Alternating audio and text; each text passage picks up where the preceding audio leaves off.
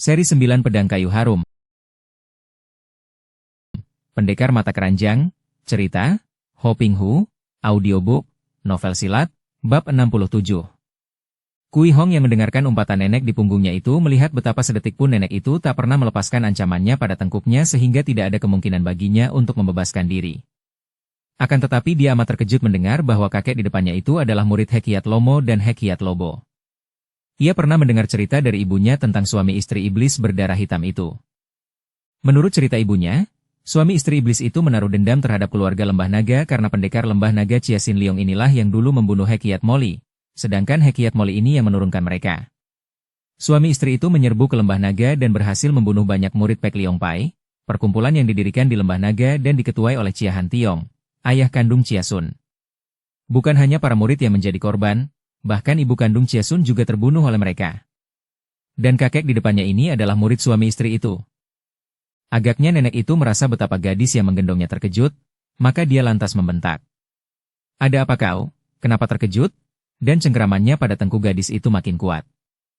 Kui Hong terkejut dan dia tidak berbohong ketika berkata, "Aku terkejut mendengar nama suami istri Hekiat Lomo dan Hekiat Lobo. Bukankah mereka itu yang dulu pernah menyerbu Lembah Naga dan membunuh banyak orang Pek Liong Pai, bahkan membunuh pula ibu dari Chia Sun?" Nenek itu terkekeh, "Hehehe, aku lupa. Sebagai putri ketua Chin Ling Pai tentu saja engkau tahu akan hal itu, hehehe." "Ya Tuhan," kakek itu berseru kaget, "Nona ini adalah putri ketua Chin Ling Pai? Kim Siu, apakah engkau sudah menjadi gila? Cepat bebaskan nona itu." Sebelum pemuda itu membunuhmu, aku takkan membebaskannya."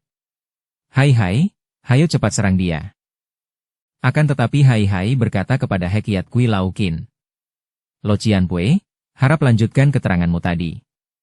Aku harus tahu sebab-sebabnya hingga Lo Cianpue bisa bermusuhan dengan Kiu Bue Tok Li." Kakek itu nampak bingung dan khawatir memandang Kui Hong, kemudian menarik napas panjang. "Baiklah, akan aku ceritakan semuanya. Justru peristiwa yang terjadi di Lembah Naga itulah yang akhirnya membuat aku mengambil keputusan untuk meninggalkan jalan sesat. Pada saat itu kedua orang guruku menyerang keluarga Lembah Naga dan berhasil menewaskan banyak murid, juga menewaskan istri ketua Pek Liong Pang. Akan tetapi mereka berdua dikalahkan oleh ketua Pek Liong Pang, pendekar Chia Han Tiong. Mereka berdua sudah tak berdaya dan pendekar itu hanya tinggal mengangkat tangan saja untuk membunuh mereka. Akan tetapi pendekar itu tidak melakukannya. Tidak membunuh Suhu dan Subo bahkan mengampuni dan menasehati mereka tentang buruknya dendam. Sambil menangis Suhu dan Subo menceritakan hal itu kepadaku hingga aku pun merasa terharu sekali dan seketika itu pula terbuka kesadaranku betapa selama itu kami semua hidup bergelimang kejahatan.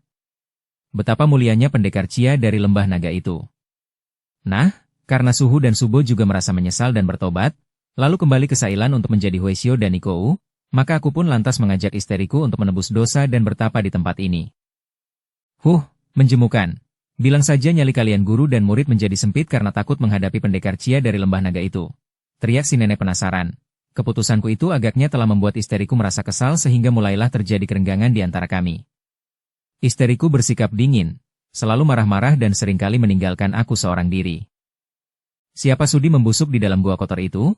Nenek yang dahulu menjadi istrinya yang cantik dan tercinta itu mencela. Pada suatu hari dia datang bersama seorang laki-laki. Kakek itu terus melanjutkan tanpa mempedulikan celaan istrinya. Isteriku dan pria tampan itu terang-terangan menyatakan kepadaku bahwa mereka saling mencinta. Aku mencinta isteriku dengan hati yang tulus dan setelah aku menjadi pertapa dan banyak merenungkan kehidupan, aku pun mengenal arti cinta yang sebenarnya. Oleh karena itu aku merelakan isteriku kalau memang dia hendak meninggalkan aku dan hidup bersama laki-laki itu. Akan tetapi mereka berdua tidak mau pergi begitu saja dan berkeras hendak membunuhku terlebih dahulu karena tidak percaya bahwa aku merelakan isteriku. Mereka takut jika kelak aku akan mengejar dan menyusahkan mereka. Mereka kemudian menyerangku dan berusaha membunuhku. Kui Hong berseru dan menurutkan kata hatinya yang menjadi marah sekali. Ingin ia melemparkan tubuh nenek itu dari atas punggungnya. Akan tetapi cengkeraman nenek itu kuat sekali dan begitu dia bergerak, tengkuknya terasa nyeri sekali sehingga terpaksa dia menghentikan penyaluran tenaganya. Hei, dia tolol sekali, bukan? Dan engkau pun akan mati konyol kalau engkau berani melakukan kebodohan. Kiu Bue Tok Li berkata di dekat telinga Kui Hong. "Lo Cianpue, apa yang Lo Cianpue lakukan itu benar-benar membutuhkan kesabaran dan kebesaran hati yang luar biasa," kata pula Hai dengan kagum. Orang muda, aku hanya belajar dari pendekar Chia di lembah naga itu, mencontoh perbuatannya terhadap kedua orang guruku. Dibandingkan dengan dia, sikapku ini bukan apa-apa. Aku dikeroyok oleh mereka, maka terpaksa aku membela diri. Akhirnya, karena aku terancam maut oleh pukulan berbahaya dari laki-laki itu yang amat lihai, terpaksa aku pun mengeluarkan jurus simpanan untuk menandinginya. Pada saat adu tenaga itulah dia kalah dan terluka parah. Akan tetapi aku tidak mau melukai isteriku sehingga aku terkena beberapa pukulannya yang beracun. Setelah melihat kekasihnya pingsan dan terluka, dia lalu memondongnya pergi dengan cepat. Aku mengobati luka-lukaku dan setelah sembuh, aku mengkhawatirkan keadaan isteriku. Kucari kemana-mana tanpa hasil, maka akhirnya aku kembali bertapa dengan tekun di sini. Dan hari ini dia muncul dalam keadaan lumpuh dan penuh dendam hendak membunuhku. Mendengar cerita itu, Hai Hai lalu mengerutkan alisnya dan menghadapi Kiu Bue Tokli. Tokli, benarkah apa yang diceritakan suamimu tadi? Benar atau tidak benar, engkau harus menyerangnya. Engkau sudah berjanji dan kalau engkau melanggar janji, gadis ini tentu akan kubunuh lebih dahulu. Akan tetapi, jika yang diceritakannya itu benar, bagaimana engkau kini menjadi lumpuh? Padahal di dalam perkelahian itu engkau sama sekali tidak terluka oleh suamimu, kata Hai Hai. Kiu Bue Tokli, sebelum aku dapat memenuhi permintaanmu, ceritakan dahulu bagaimana engkau menjadi lumpuh kemudian tinggal di dalam gua itu puluhan tahun, dan di mana pula adanya laki-laki kekasihmu itu? Pertanyaan itu sangat tepat, Kim Siu, apakah yang sudah terjadi? Engkau tahu benar bahwa bukan aku yang membuat engkau menjadi lumpuh begini. Sama saja, engkaulah penyebabnya, nenek itu membentak, engkau sudah melukainya secara hebat. Aku membawanya pergi dan dia mengenal tempat rahasia itu, sumur yang mempunyai lorong dan tembus sampai ke dalam goa di tengah tebing itu. Dia menyuruh aku membawanya ke sana. Setelah tiba di dalam goa itu, aku berusaha merawat lukanya. Akan tetapi lukanya terlampau parah. Dia tahu bahwa dia tidak akan dapat sembuh. Dia tidak ingin aku meninggalkannya lagi, ingin agar aku selamanya menemaninya di dalam goa itu, maka tiba-tiba saja dia lalu menyerangku dengan pukulan dahsyat yang membuat sepasang kakiku lumpuh sehingga aku tidak akan dapat keluar dari dalam gua itu tanpa bantuan orang lain. Ih, betapa kejamnya orang itu. Kui Hong berseru jijik, bocah tolol, dia melakukan hal itu karena cintanya kepadaku. Dia mengerahkan tenaga terakhir untuk membuat aku lumpuh supaya aku tidak meninggalkannya lagi. Dia sengaja melumpuhkan kedua kakiku karena terlalu cinta padaku. Nenek itu lantas menangis. Hai Hai, Kui Hong dan Lau Qin suami nenek itu tertegun dan tenggelam dalam perasaan masing-masing. Lalu, di mana dia? Ketika kami memasuki goa, kami tidak melihatnya, kata Hai Hai. Pengerahan tenaga dahsyat yang dia gunakan untuk melumpuhkan sepasang kakiku itu membuat lukanya makin parah. Dalam waktu beberapa bulan saja akhirnya dia meninggal dunia dalam pelukanku. Lalu aku hidup sendirian di sana, penuh dendam kepada keparat ini. Aku menghabiskan waktu puluhan tahun untuk memperdalam ilmuku, dalam keadaan lumpuh tak mampu keluar, dan dendamku kepada keparat ini semakin berkobar. Semoga Tuhan mengampuni dosa kita semua, kakek itu mengeluh. Sudahlah, Kim Siu, turunlah engkau dari punggung nona itu. Bagaimanapun juga engkau adalah isteriku dan aku tetap cinta kepadamu. Turunlah dan mari aku usahakan untuk mengobati kakimu sampai sembuh. Kui Hong dan Hai Hai saling pandang dan mereka semakin kagum terhadap kakek itu.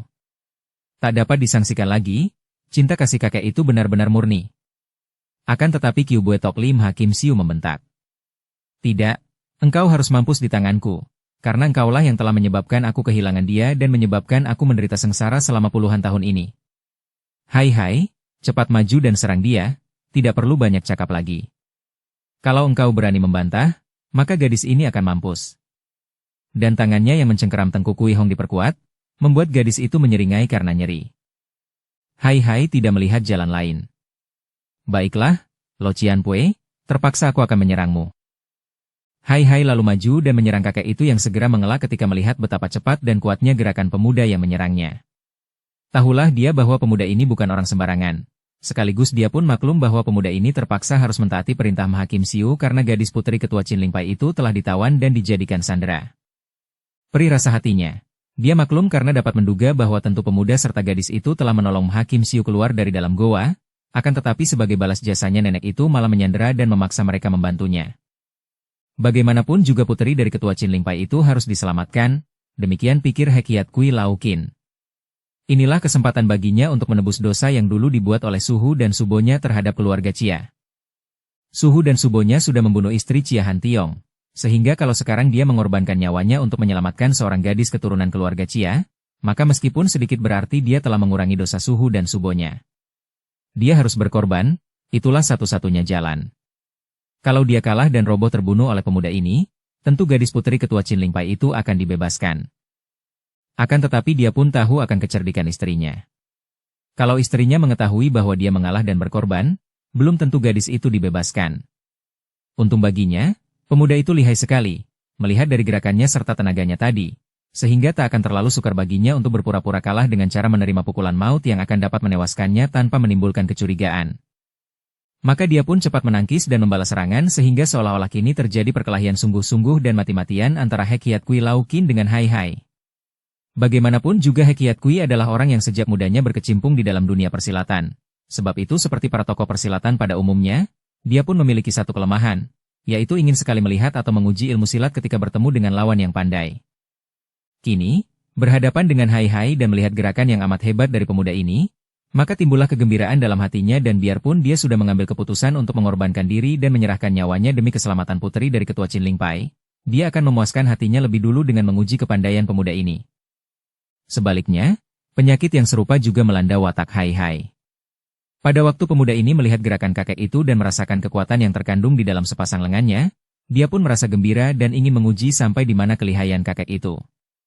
Inilah sebabnya maka dua orang ini mengeluarkan kepandaian dan mengerahkan tenaga secara sungguh-sungguh dan nampak keduanya seperti terlibat dalam perkelahian yang mati-matian.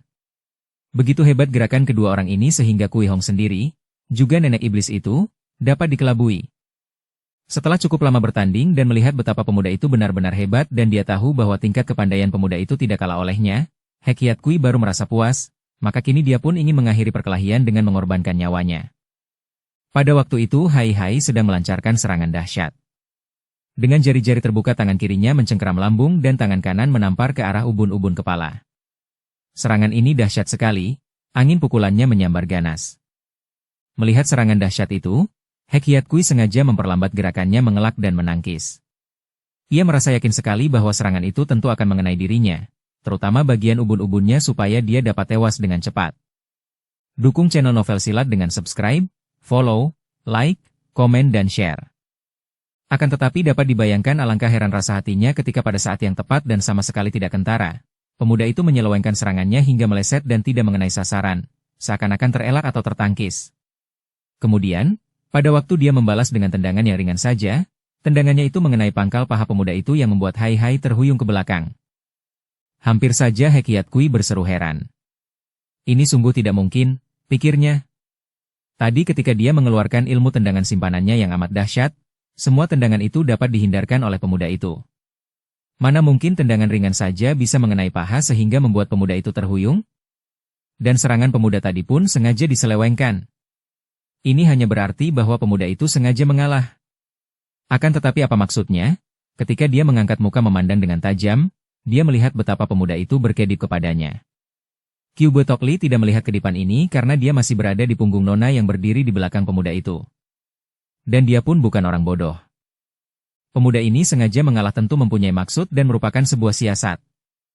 Maka, biarpun dia belum dapat menduga dengan tepat apa maksudnya, dia mengambil keputusan untuk ikut bersandiwara.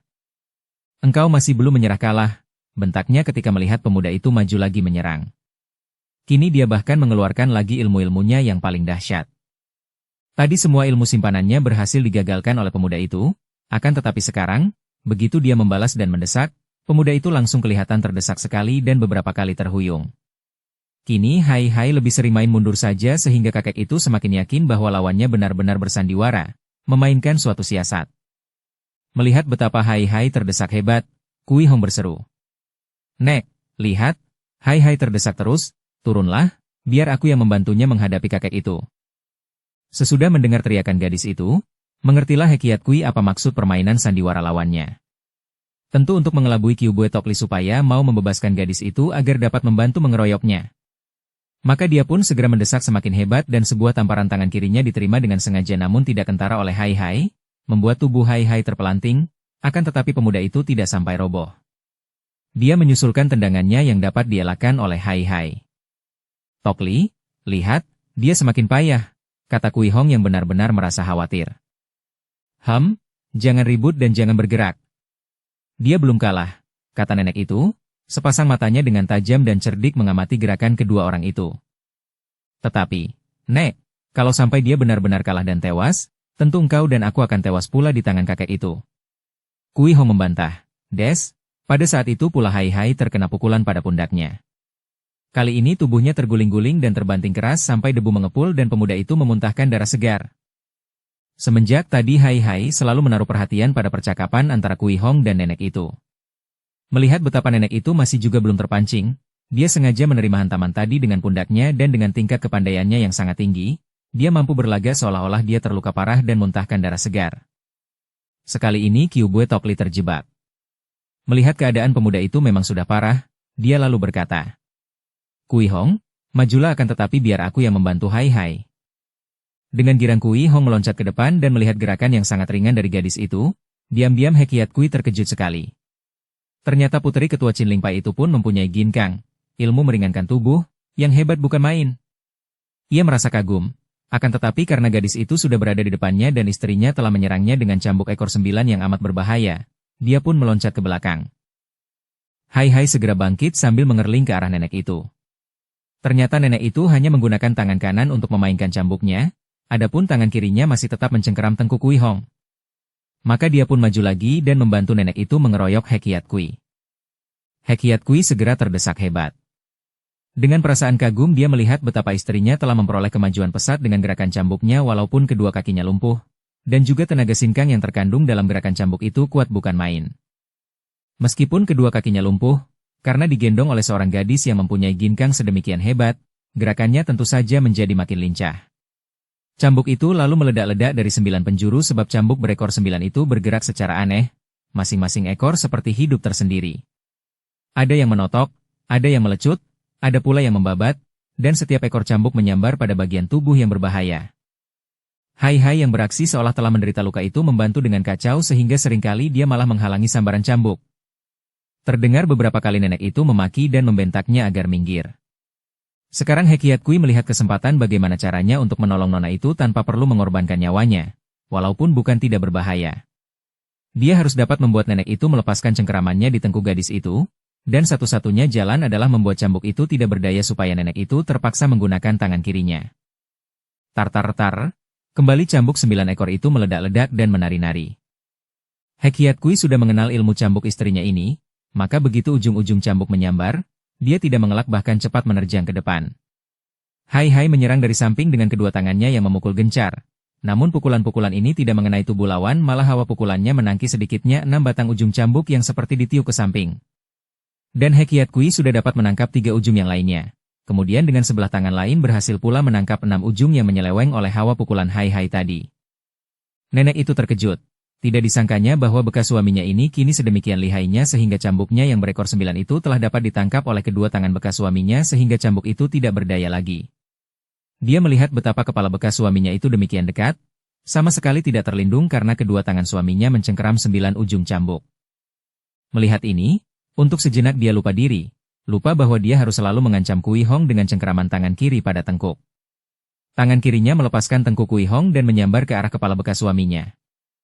Semenjak tengkuknya dicengkeram nenek itu, Kui Hong tidak pernah lengah sedetik pun. Dia selalu menanti datangnya kesempatan untuk membebaskan dirinya. Oleh karena itu, begitu merasa bahwa cengkeraman tangan nenek itu meninggalkan tengkuknya, dia lalu mengeluarkan lengkingan panjang dan sambil mengerahkan tenaganya dia mengguncang tubuhnya kemudian dia pun meloncat ke samping. Tentu saja tubuh nenek yang hanya nongkrong di atas punggungnya tanpa daya, tanpa ada kekuatan untuk melekat, dengan mudah terlepas. Pada saat yang sama Hai Hai telah membuat gerakan membalik dan melihat tangan kiri nenek itu menghantam ke arah kepala Hekiat Kui. Dia pun cepat menangkis dan tangan yang lain menotop. Maka robohlah tubuh nenek itu dengan mengeluarkan jeritan marah.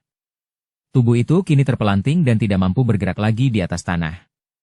Hanya sepasang matanya yang tajam itu saja yang masih melotot dengan penuh kebencian. Hai Hai, mari kita hajar suaminya yang tadi hampir mencelakaimu, kata Kui Hong siap untuk menyerang Hekiat Kui Lau Qin. Tahan dulu, Kui Hong, kata Hai Hai, dia tidak pernah mau mencelakaiku. Tadi kami hanya bermain sandiwara untuk mengelabui nenek ini. Aku tadi pura-pura terdesak agar Kiu Bue Tok Li ikut maju, dan ternyata siasat kami berhasil baik. Oh, Kui Hong terkejut dan merasa malu sendiri. Kalau begitu, biar kubunuh saja nenek iblis ini. Nona, jangan, Hekiat Kui Laukin berseru sambil meloncat ke depan, melindungi tubuh istrinya. Apabila dia sudah melakukan kesalahan terhadap Nona, biarlah sebagai suaminya aku yang mintakan ampun. Berkata demikian, kakek itu tanpa segan-segan lalu menjura berkali-kali kepada Kui Hong sebagai penghormatan sehingga gadis itu menjadi kikuk dan cepat menyingkir. Kui Hong, tidak sepatutnya kita membunuhnya. Biarpun dia telah berbuat jahat terhadap kita, menyanderamu dan memaksa kita membantunya, akan tetapi bagaimanapun juga dia telah menyelamatkan kita dari pohon itu. Hai lalu menceritakan apa yang mereka alami sampai dapat bertemu dengan nenek Kyubue Tokli di gua tebing yang amat curam itu. Mendengar kisah yang diceritakan Hai, kakek itu merasa kagum bukan main. Jiwie, kalian berdua, masih muda, akan tetapi sudah mempunyai kepandaian yang tinggi sekali. Ingin aku bicara lebih banyak mengenai riwayat Jiwie dan tentang para pendekar, akan tetapi lebih dahulu aku harus mencoba untuk mengobati kedua kaki isteriku ini dan juga berusaha mengobati batinnya yang sudah rusak oleh dendam dan derita. Akan tetapi sedikitnya aku ingin mengetahui siapa guru Jiwie. Nona ini adalah putri ketua Qin Ling Pai, kiranya mudah diduga bahwa ilmu silatnya tentulah dari Qin Ling Pai yang sudah terkenal. Akan tetapi jika boleh aku bertanya, siapakah guru Tai Hiap, pendekar besar, yang gagah perkasa ini? Sebenarnya jarang sekali Hai menyebutkan nama guru-gurunya, maka dia menjadi ragu-ragu menghadapi pertanyaan ini. Melihat keraguan pemuda itu, Hekiat Kui cepat berkata, biarlah kelak saja kita berbicara, akan tetapi aku mohon sukalah Jiwie menjadi tamuku dan makan bersamaku, supaya aku mendapat kesempatan mengenal Jiwie lebih baik dan untuk menunjukkan hormat serta terima kasihku. Terima kasih? Untuk apa Lo Cianpue harus berterima kasih terhadap kami? Tanya Kui Hong yang telah memperoleh kembali kelincahannya. Semenjak dia dan Hai terjatuh ke dalam jurang, gadis ini mengalami peristiwa yang menegangkan, selalu terancam maut dan baru sekarang dia merasa mendapatkan kembali kebebasannya. Benar, Lo Cianpue tidak berhutang budi apapun kepada kami. Sebaliknya Lo Cianpue telah membantu sehingga Kui Hong dapat terlepas dari cengkeraman Kyubue Tokli. Kamilah yang sepatutnya berterima kasih, sambung Hai, akan tetapi kakek itu menggeleng kepala dengan pasti. Kalian orang-orang muda yang gagah perkasa telah menolong istriku keluar dari tempat terasing, dan juga telah berhasil mempertemukan kami suami istri. Tanpa bantuan Jiwie kiranya tidak mudah bagiku untuk menundukkannya. Mari, sobat-sobat muda yang baik, silakan masuk ke dalam goa, aku mempunyai semua bahan masakan untuk dapat kita masak dan makan bersama. Kakek itu lalu memondong tubuh istrinya yang masih lemas akibat totokan Hai dan sesudah saling bertukar pandang, dua orang muda itu lantas mengikutinya dari belakang. Tanpa mengeluarkan kata, di dalam batin Hai dan Kui Hong terdapat keinginan yang sama, tertarik oleh penawaran kakek itu, yaitu ingin mengisi perut mereka yang kini terasa lapar bukan main. Gua itu lebar dan dalam, juga bersih. Seperti ruangan dalam rumah saja, ada kamarnya. Sobat-sobat muda, di sudut sana ada sayur-sayuran, daging kering, beras, buah-buahan yang boleh kalian pilih untuk dimasak. Aku harus lebih dulu memberi pengobatan pertama kepada isteriku. Nah, silakan dan harap jangan sungkan. Nanti, sesudah aku mengobati isteriku, kita bisa makan bersama sambil bicara dengan leluasa. Hekiat Kui membawa istrinya ke dalam kamarnya, yaitu di bagian paling dalam dari goa itu. Setelah kakek itu membawa istrinya ke dalam kamar goa, Kui Hong dan Hai saling pandang. Hai tersenyum nakal sambil menuding ke salah satu sudut dan menepuk perutnya. Melihat sikap ini, Kui Hong menjadi geli dan tersenyum pula, bahkan menutupi mulutnya agar suara tawanya jangan sampai terlepas. Keduanya lalu berindap ke sudut tadi dan dapat dibayangkan betapa girang hati mereka menemukan barang-barang yang amat mereka butuhkan saat itu. Daging dendeng kering asin dan manis, terbuat dari daging yang segar. Sayur-sayuran yang juga masih nampak segar, bermacam-macam, ada pula lobak dan sawi kegemaran Kui Hong, juga terdapat buah-buahan yang manis segar. Di situ terdapat pula gandum, beras dan bumbu-bumbu masak yang serba lengkap. Hehehe, sekali ini kita makan besar. Hai berbisik, kita masak di luar gua saja. Kita harus masak yang cukup banyak untuk kakek itu dan istrinya, bisik pula Kui Hong. Hai merasa setuju dan mereka lalu mengangkut bahan-bahan masakan keluar goa di mana terdapat batu-batu yang telah disusun sedemikian rupa sebagai tempat perapian. Agaknya kadang-kadang Hekiat Kui juga masak di luar goa. Hai lalu mencari kayu bakar, Kui Hong memotong daging dan sayur, menanak nasi dan mulutnya tiada hentinya mengunyah buah segar. Banyak buah apel di situ, juga jeruk yang manis. Tidak lama kemudian, Sesudah kedua orang muda itu sibuk memasak beberapa macam masakan dan siap untuk mempersilakan tuan dan nyonya rumah untuk makan, mendadak mereka mendengar jerit melengking dari dalam goa. Dua orang muda itu terkejut bukan main dan bagaikan terbang saja keduanya lari ke dalam goa dan langsung menghampiri kamar goa yang daun pintunya tertutup. Tanpa ragu lagi, Hai Hai mendorong daun pintu itu sehingga terbuka dan penglihatan di dalam kamar membuat mereka berdua terbelalak. Kakek Hekiat Kui duduk bersila, seperti tidak percaya menunduk dan memandang ke arah dadanya yang terluka parah. Bajunya robek dan darah merah membasahi seluruh dada, bahkan bercucuran keluar. Adapun nenek itu, dalam keadaan telanjang bulat dan rebah miring, mukanya menyeringai seperti iblis dan kini nenek itu tertawa, seperti suara tawa yang muncul dari balik kubur. Hihihihehe. Jahanam Laukin, kini mampuslah engkau, mampuslah di tanganku. Hahaha, kita berjumpa lagi dengan dia di neraka. Aug, dan tubuh itu terkulai tewas. Kim Siu, kakek itu mengeluh, seperti orang meratap. Lo Cianpue, apa yang telah terjadi? Hai Hai berseru dan menghampiri, diikuti Kui Hong. Mereka bersiap siaga. Kim Siu, tidak kusangka, ketika aku sedang mengobatinya dengan pengerahan sinkang, mencoba mengusir hawa dari pukulan beracun yang melumpuhkan kakinya, dia siuman lantas tiba-tiba saja menyerangku dengan pukulan tangannya. Tangannya seperti sebatang golok menusuk dadaku. Akan tetapi, tanpa terkendali lagi sinkang dari kedua tanganku juga menyusup secara liar ke tubuhnya dan dia terluka parah, kemudian tewas dan, tenanglah, Lo Cianpue, biar ku periksa lukamu, kata Hai Hai yang segera menghampiri kakek itu lantas merobek bajunya. Kui Hong memandang ngeri. Dada itu seperti dibacok golok, robek dan parah sekali. Lihat, kakek itu terengah. Lihat, darahku merah, tidak hitam lagi, tanda bahwa aku telah bersih. Kakek itu tertawa bergelak, kemudian terkulai.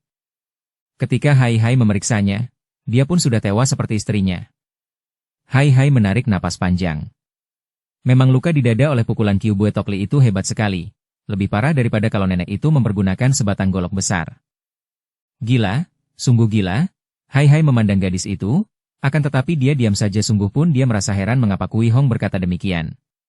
Mari kita keluar dari sini, ajaknya. Kui Hong dan Hai Hai keluar dari dalam kamar maut itu, dan Hai Hai mengangkat daun pintu yang tadi roboh akibat dorongannya, kemudian memasangnya kembali. Aku akan mengganjalnya dengan batu besar agar tidak mudah dibuka orang. Mengapa kau lakukan itu? Tanya Kui Hong. Kita biarkan saja mereka di dalam kamar gua ini, karena tempat itu merupakan kuburan yang cukup baik.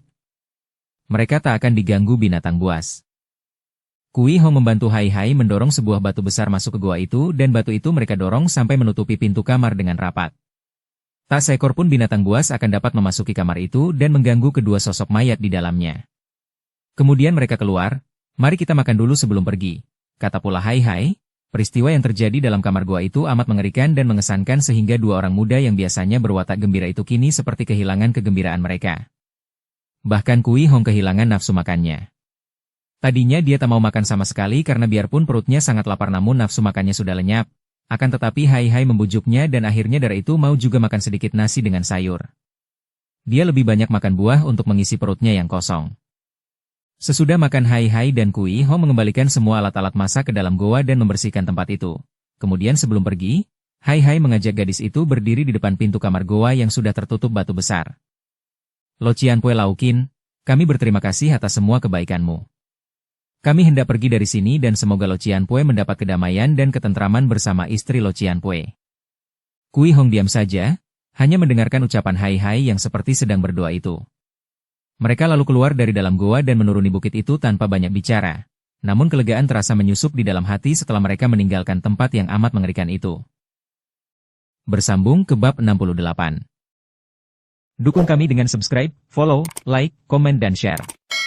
Terima kasih.